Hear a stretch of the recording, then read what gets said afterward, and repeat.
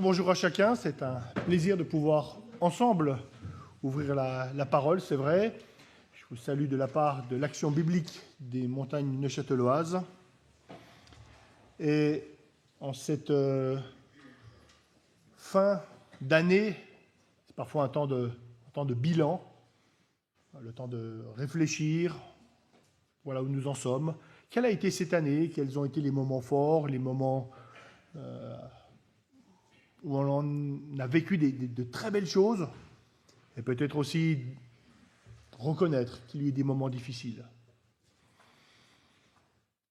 Parfois, ces moments se succèdent, et la personne dont on va étudier un moment de vie a vécu peut-être l'un des sommets de sa vie, juste avant de vivre l'un des moments les plus difficiles.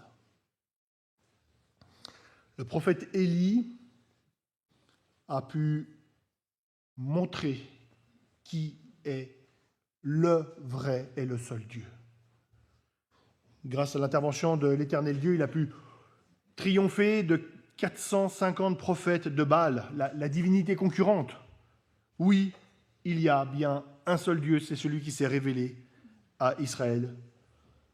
Et Élie, après un temps extraordinaire, il est rentré courant sur 27 km devant le char du roi.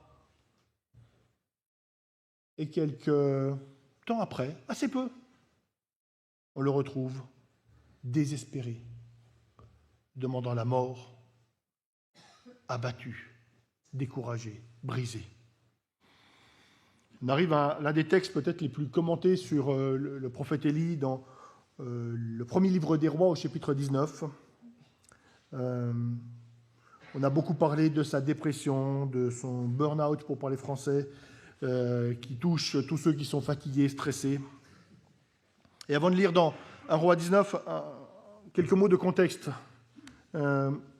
Dieu a choisi un homme, Abraham, et à partir de lui un peuple, Israël. Et avec ce peuple, Dieu passe une alliance par l'intermédiaire de Moïse sur le mont Sinaï. Et le Dieu maître de l'alliance promet protection, prospérité à son vassal en cas d'obéissance, et toute une liste de malédictions en cas de désobéissance. C'est tout le cadre de l'Ancien Testament. Fais le bien et tu vivras, Lévitique 18,5. Et l'Ancien Testament présente une liste d'échecs pour Israël.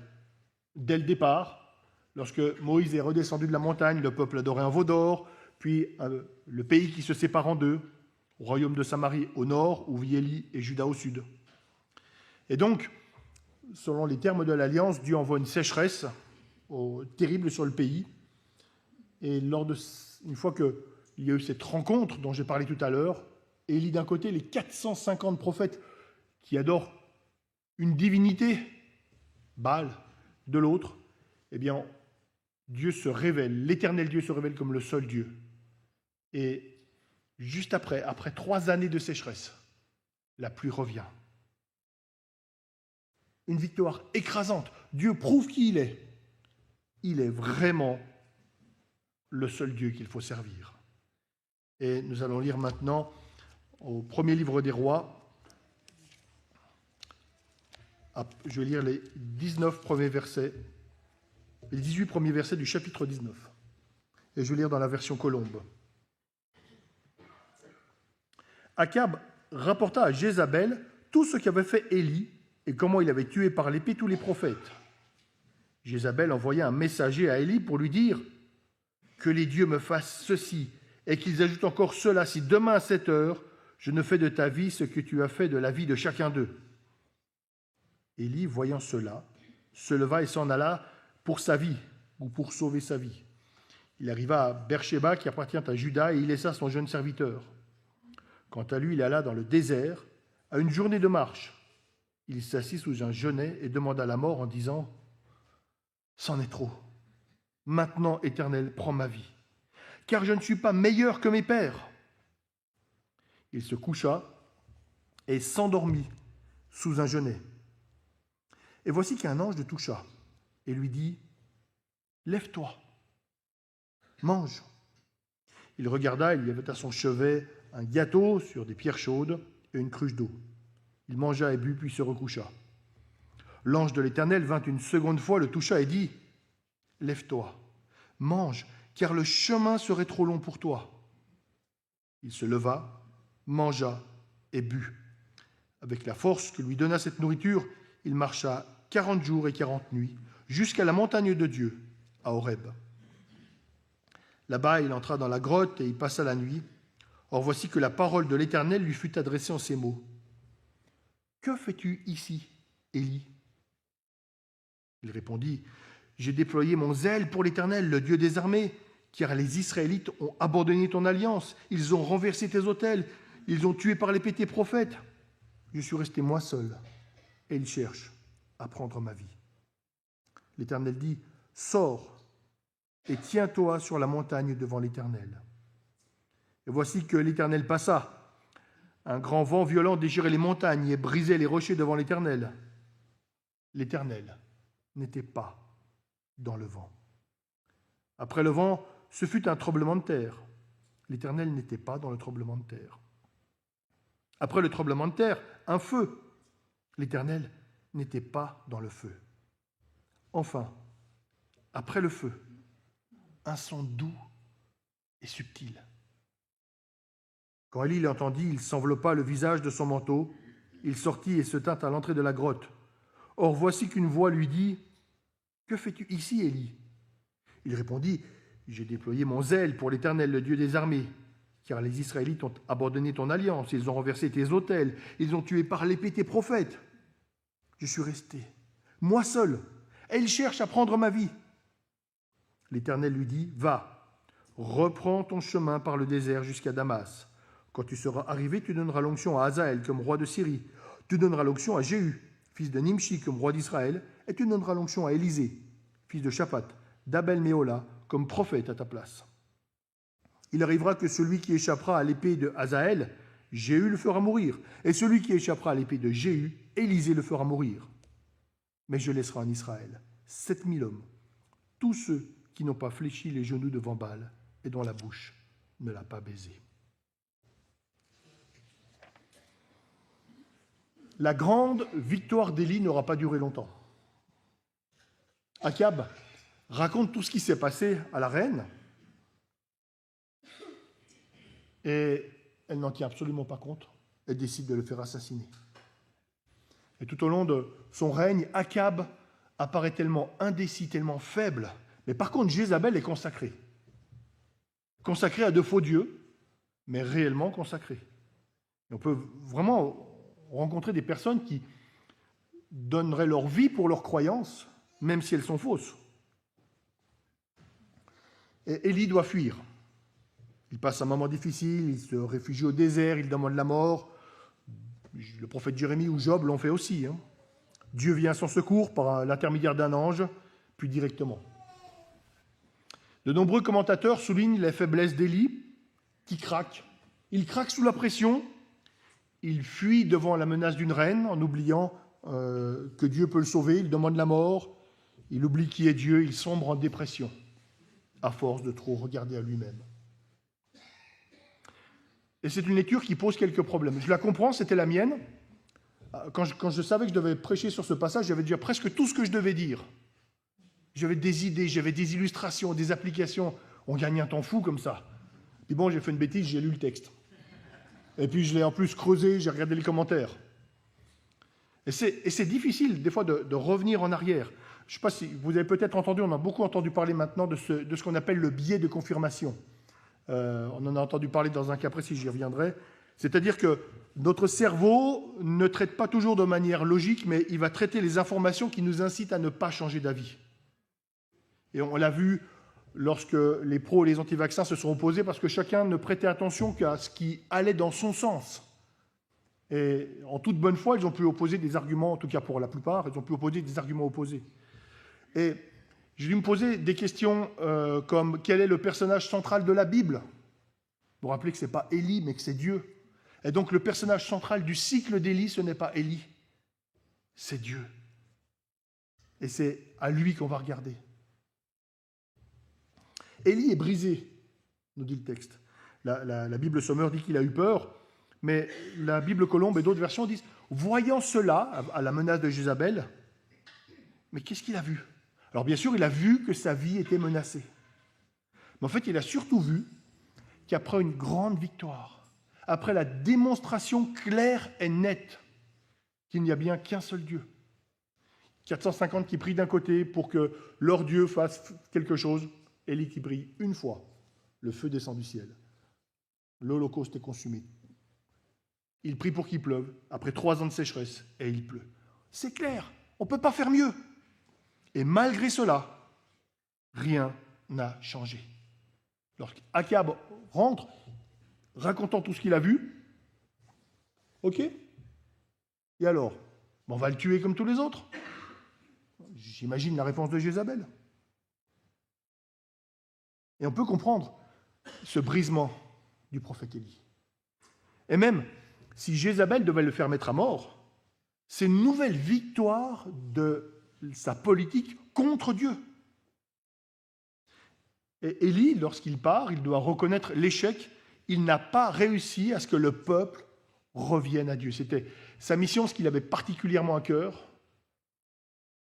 et il ne l'a pas vu. Il quitte le royaume du Nord. Là, c'est intéressant parce que la géographie est intéressante. Il part du côté de Beersheba, tout au sud. Il n'est plus menacé.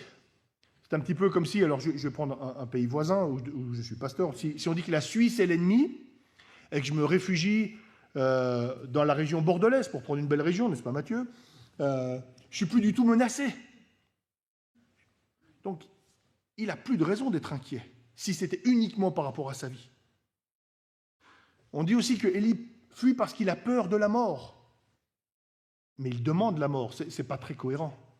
Quel est le problème? Regardez, je reprends le verset 7. L'ange de l'Éternel vint une seconde fois, le toucha et dit « Lève-toi et mange, car le chemin serait trop long pour toi. » Il est guidé. Il ne part pas au hasard, le chemin est déjà défini. Et il va à un endroit précis. Il se leva, mangea et but. Avec la force que lui donna cette nourriture, il marcha 40 jours et 40 nuits jusqu'à la montagne de Dieu, à Horeb. 40 jours, 40 nuits. Ça nous rappelle quelque chose. Moïse qui s'est tenu 40 jours et 40 nuits lorsque Dieu a conclu l'alliance avec le peuple. Et juste après l'épisode du veau d'or, Moïse, 40 jours et 40 nuits lorsqu'il a fallu renouveler l'alliance. Où est-ce qu'il était? Sur le mont Sinaï. Où va Élie? Sur la montagne de Dieu, à Horeb, autre nom du mont Sinaï.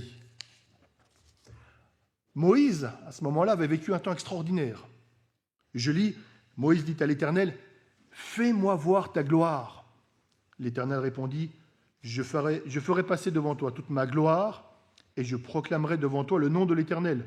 Je fais grâce à qui je fais grâce, et miséricorde à qui je fais miséricorde. » L'Éternel dit, « Tu ne pourras pas voir ma face, car l'homme ne peut me voir et vivre. » L'Éternel dit, « Voici un lieu près de moi, tu te tiendras sur le rocher. Quand ma gloire passera, je te mettrai dans un creux du rocher. Je te couvrirai de ma main jusqu'à ce que j'aie passé. Et lorsque je retournerai ma main, tu me verras par derrière, mais ma face ne pourra être vue. » Exode chapitre 34. Où est Élie? Il est entré dans la grotte, dans le creux. Ce n'est pas un creux, pas dans une grotte. D'après ce que j'ai pu lire de commentateurs hébraïsants, on parle vraiment de... L'article défini est là. C'est la grotte, le creux où il se trouve. Donc, Élie est conduit par Dieu à l'endroit même où l'alliance a été passée, où Dieu s'était révélé. Et Dieu se révèle à Moïse. Dieu n'est ni dans le vent, ni dans le tremblement de terre, ni dans le feu, même si c'est lui qui provoque ces choses. Il n'est même pas dit qu'il est dans le son doux et léger. Mais ce qui est particulier, c'est que lorsque cette parole, à peine audible, ce son subtil, léger, arrive, Élie se voile la face. Même lorsque Dieu se fait tout doux, l'être humain ne peut le voir en face. Et Dieu vient réconforter son prophète. D'abord, il lui pose cette question, que fais-tu ici? Pas une question d'accusation, puisque c'est Dieu qui l'a conduit là, mais il lui donne l'occasion de s'expliquer. Quel est le problème? Et Élie ne se plaint pas de sa situation. Il est brisé de voir que l'Éternel est bafoué, insulté, méprisé. Ils ont abandonné ton alliance, renversé tes autels, tué tes prophètes. C'est Dieu, premièrement, qui est visé. Et Élie, finalement, ne cite son cas que comme exemple particulier d'une révolte contre Dieu. Un exemple supplémentaire qu'ils ont tout abandonné. Et Dieu va agir. Il donne raison à Élie. J'ai lu là aussi, parfois on a l'impression que Dieu reproche sa fougue à Élie et qu'il montre qu'il est un Dieu tout doux. Mais ce n'est pas du tout ce que dit le texte. Dieu donne une triple mission à Élie. Donner l'onction à Hazaël, pour exécuter, roi de Syrie, pour exécuter son jugement contre le peuple d'Israël qui a abandonné l'alliance. Donner l'onction à Jéhu, qui va donc être roi d'Israël et qui va mettre fin à la dynastie royale d'Omri, donc qui régnait actuellement sur Israël. Donc là encore, c'est un jugement, ce coup-ci, contre le pouvoir. Et puis, donner l'onction à Élie, successeur d'Élie, montrant que Dieu continue d'agir, et il aura aussi des paroles de jugement. Et la meilleure preuve que Dieu continue d'agir est ce dernier verset que nous avons lu. « Mais je laisserai en Israël 7000 hommes, tous ceux qui n'ont pas fléchi les genoux devant Baal et dont la bouche ne l'a pas baisé. » Tout le peuple n'a pas abandonné. Il reste ces hommes fidèles que Dieu s'est réservés. Oui, même en cette période sombre, il reste des adorateurs. Donc ce n'est pas vraiment la dépression d'Élie. Mais nous avons plutôt un texte sur Dieu, sa grandeur. Et nous avons un homme brisé parce que le Dieu saint, le Dieu de l'Alliance, est rejeté.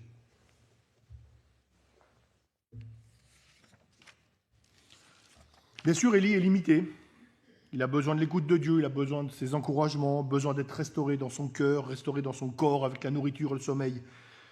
Mais Dieu rappelle premièrement sa grandeur, sa puissance.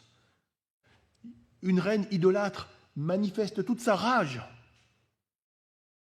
Les Israélites ont le cœur dur. Dieu continue. Son plan se déroule comme il l'a prévu. La mission d'Élie sera de continuer à être instrument de Dieu pour l'accomplissement de sa volonté. Comment on applique ce texte? On essaie toujours de faire attention lorsqu'on lit l'Ancien Testament, de ne pas faire simplement comme une collection d'exemples à suivre ou de ne pas suivre. Je suis toujours tremblant quand on nous demande d'imiter David. C'est comme des choses qu'on ne va pas franchement imiter. Il n'est pas uniquement donné comme exemple à suivre. La vie chrétienne, ce n'est pas imiter quelques pratiques. Courageux comme David, intègre comme Joseph. Juste un vernis. Et le risque avec le texte de ce matin, c'est aussi de faire une analyse psychologique. Élie, convoqué sur le divan du psy, et puis on va disséquer sa dépression en oubliant que le texte ne parle pas du tout de ça. On note deux limites d'Élie, oui, ses limites physiques et le fait qu'il ait dormi, qu'il ait mangé, nous rappelle que reconstituer nos forces physiques est une nécessité, et parfois se nourrir correctement, bien dormir sont des choses très spirituelles qui nous aident dans notre marche chrétienne et dans notre lutte contre le péché. Et puis il était bon pour Élie à certains moments de vider son cœur, lui qui se sentait seul.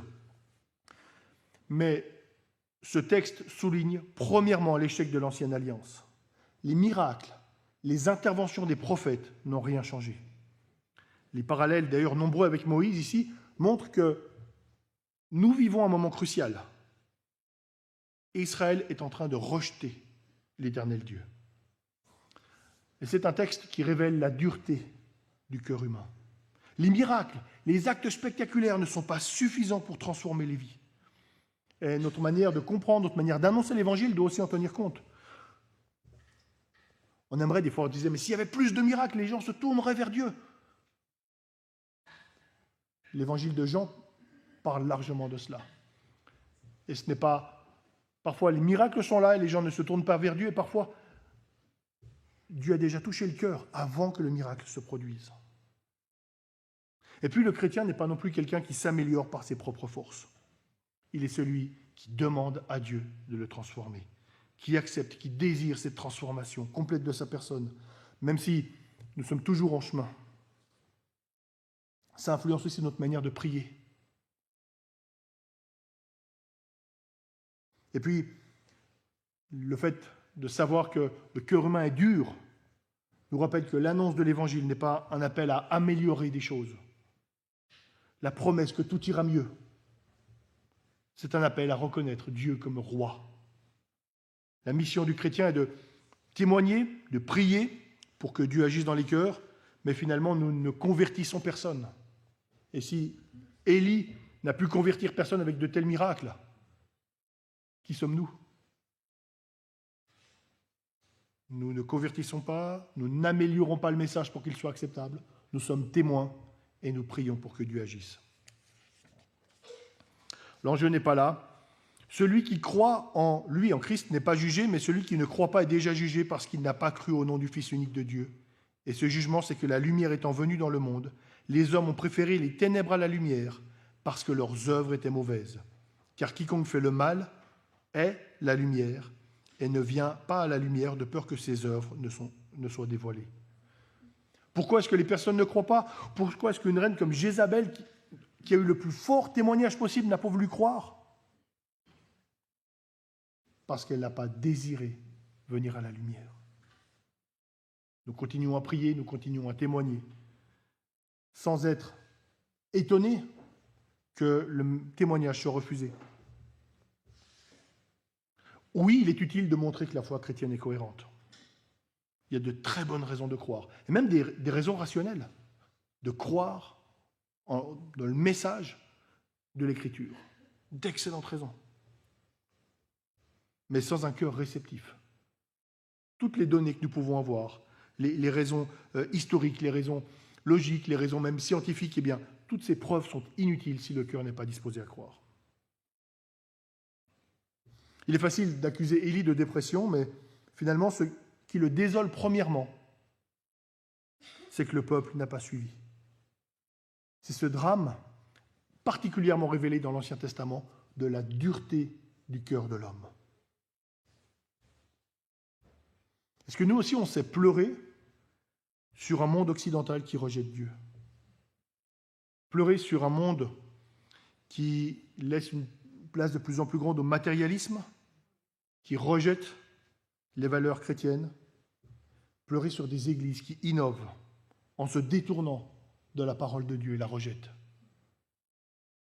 Savons-nous pleurer sur notre propre cœur dur et tortueux?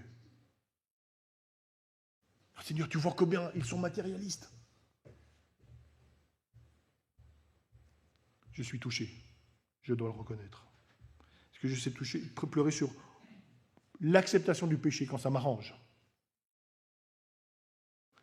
Même problème, c'est la gloire de Dieu qui est bafouée. Dieu n'est pas reconnu comme Dieu, que ce soit dans la société ou trop souvent dans ma vie. Énormément de psaumes, de lamentations, et qui ne se lamentent pas parce que, oh là là, mon confort est amoindri, mais parce que Dieu n'est pas reconnu comme Dieu. Le souverain créateur est rejeté. Le Dieu d'amour, qui est venu jusqu'à nous, qui a donné sa vie, est ignoré, il est tourné en ridicule. Le juste juge est écarté au profit de l'injustice et du mal. Quelques pistes pour enrichir notre prière. Et Dieu répond à Élie. Il répond en plusieurs points, je crois que j'en ai noté 7. Pas tous de la même longueur. Premier point, c'est que Dieu juge le mal. L'injustice prospère dans le monde. Je notais, c'est parfois insupportable, mais ça devrait toujours être insupportable. Mais dans sa réponse à Élie, Dieu rappelle qu'il ne laissera pas passer les choses. Le mal sera jugé. Il n'est pas question que le mal triomphe. Et c'est quelque chose qui continue dans l'Ancien Testament, qui continue dans le Nouveau Testament. Deuxième élément dans la réponse de Dieu, c'est que Dieu a encouragé son prophète. Aujourd'hui encore, Dieu encourage les siens l'action de son esprit dans les cœurs, mais aussi un rôle qui appartient à l'Église. Ces temps où l'Église se rassemble, c'est aussi un temps de rassemblement, d'encouragement mutuel. Je vais laisser le bruit passer. Merci de me laisser une pause pour que je puisse boire.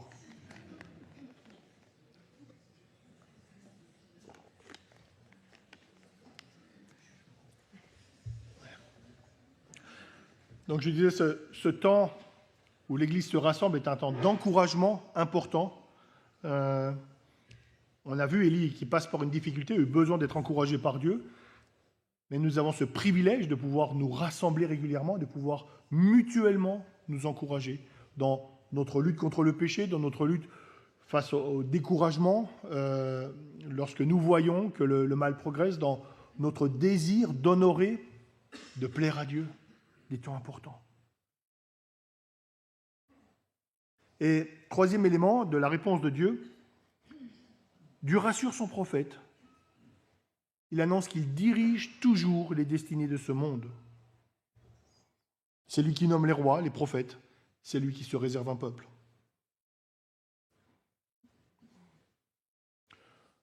Si je demandais pourquoi notre monde va mal, peut-être on citerait l'Ukraine, peut-être on citerait la crise de l'énergie ou quelques valeurs. Mais même si ces crises devaient se résoudre rapidement, on est dans un monde qui va mal, un monde d'injustice, un monde où les églises ont plutôt tendance à fermer, notamment en Occident, un monde où la foi chrétienne est ridiculisée dans de nombreux pays ou même interdite. Et pourtant, Dieu continue de diriger les grands et les puissants.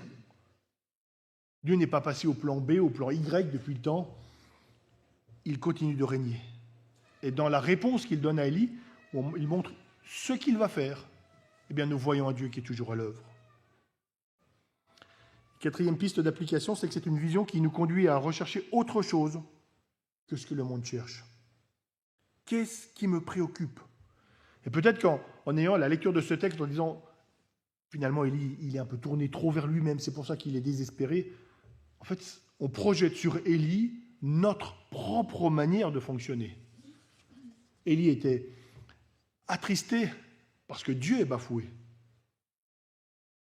Mais je ne sais pas si nous ne sommes pas aussi souvent attristés par rapport à ce qui nous arrive. Élie regardait le peuple autour de lui. J'ai cherché dans Wikipédia le pays de Montbéliard. 140 002 habitants. Voilà, très précis. Donc, ce qui veut dire qu'il y a, ce matin, pour être sûr de ne pas exagérer, rien que dans le pays de Montbéliard, dans la définition que donne Wikipédia, que je ne connais pas, mais dans ce qu'il appelle le pays de Montbéliard, il y a 125 000 personnes qui se moquent de Dieu. 125 000 personnes, au minimum, qui ne le reconnaissent pas comme Dieu et qui vont droit dans une éternité sans Dieu. L'idée n'est pas de se culpabiliser, de porter la responsabilité de leur réponse, bien sûr, mais de nourrir notre prière, de nous rappeler que nous sommes témoins dans ce monde, de nous rappeler l'importance de cet élément. Si nous devons au moins imiter Élie sur un point, c'est sur le souci qu'il avait de voir Dieu rejeté par ses contemporains. Cinquième piste. L'échec de l'ancienne alliance, qui est marqué ici, nous pousse à regarder vers la nouvelle, l'œuvre de Christ. Moïse est revenu à la source, au lieu où l'alliance a été passée. Nous avons ce privilège maintenant de vivre dans la nouvelle alliance, de pouvoir là aussi revenir chaque fois que nous prenons la scène à ce qui a été fondateur de cette nouvelle alliance, de cette mort et cette résurrection de Christ. Élie doit donner l'onction à 2 rois et un prophète qui sont instruments pour accomplir le jugement divin. Nous avons le privilège dans la nouvelle alliance de voir que Christ a subi lui-même le jugement pour tous les siens. Je ne suis pas meilleur que les Israélites. Je peux simplement être reconnaissant d'être au bénéfice de cette grâce de Dieu. Tout me vient de Christ. Et c'est ce message, le message de l'Évangile, que nous sommes encouragés à faire connaître. Il y a la réalité d'un jugement, mais la grâce qui est possible en Jésus-Christ. 6e pensée, la présence de Dieu. Une présence qui n'est pas toujours spectaculaire. Dieu est intervenu, je crois qu'il intervient encore aujourd'hui de manière miraculeuse, mais plus généralement, il agit de manière discrète, par le murmure de sa parole, par ses directions invisibles sur les événements du monde.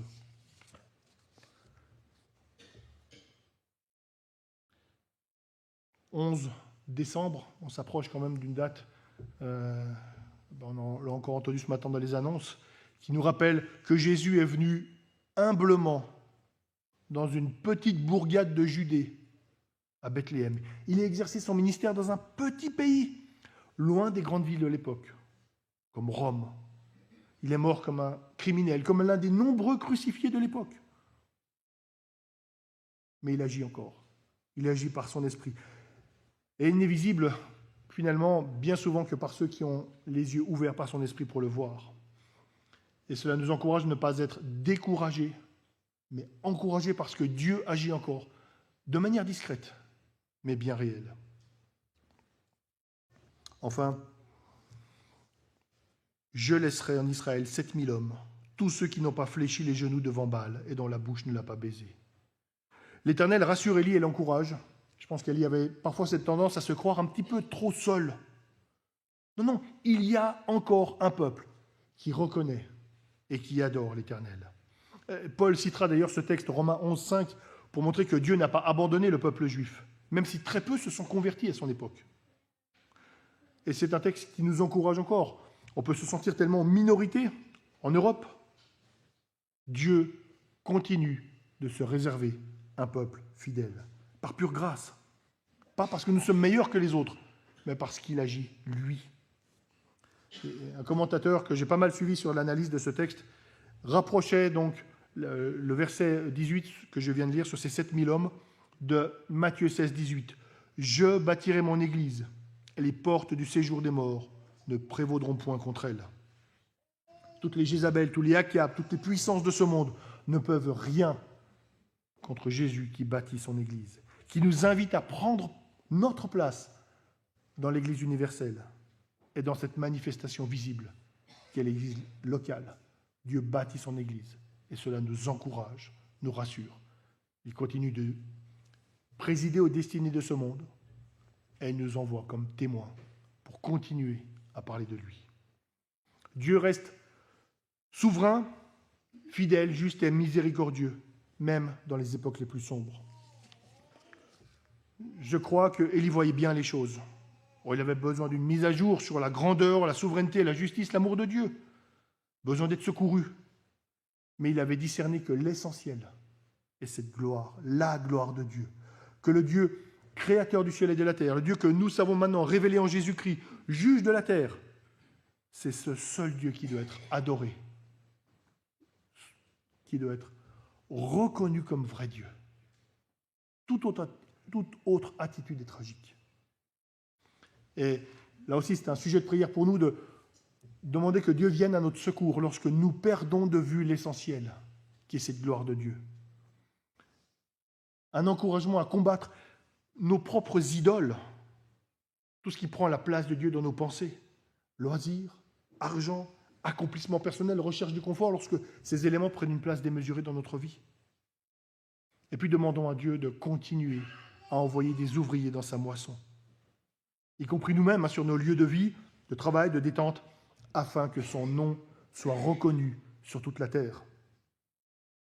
Attachons-nous à sa parole, que ce soit individuellement ou en Église, et prions pour que nous ne soyons pas découragés, même lorsque les fruits sont peu visibles, mais encouragés, parce qu'actuellement, il règne. Sa justice est à venir. Sa grâce conduit chaque jour au salut de nombreuses personnes. Et ces certitudes sont source de paix, même lorsque les circonstances ne sont pas ce que nous espérons. Dieu reste souverain, fidèle, juste et miséricordieux, même dans les époques les plus sombres. J'invite à quelques instants de silence et je terminerai par la prière.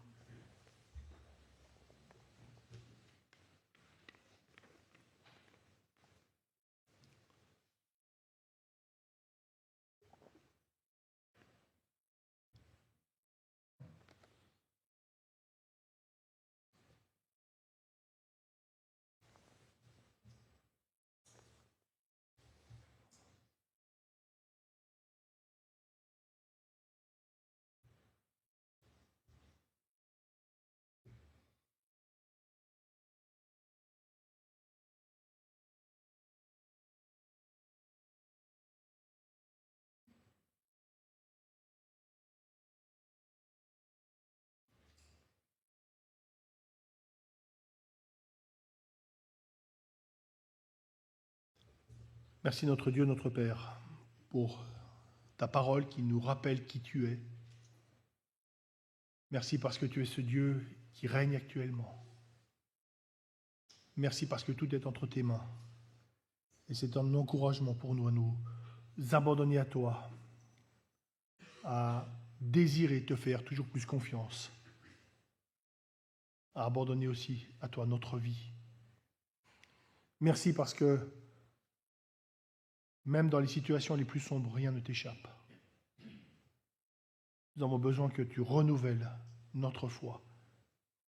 Nous avons besoin que tu renouvelles la vision que nous avons de toi pour que nous soyons toujours plus encouragés à te faire confiance, à te rechercher et avoir toujours plus soif non seulement de te connaître, mais aussi de te faire connaître parce que nous sommes tellement émerveillés par ta personne. Donne-nous de te rechercher toujours plus dans tous les aspects de notre vie. Et merci notre Dieu de pouvoir nous appuyer sur ce Dieu de grâce qui s'est révélé tout particulièrement en venant jusqu'à nous et qui a révélé son amour. Amen.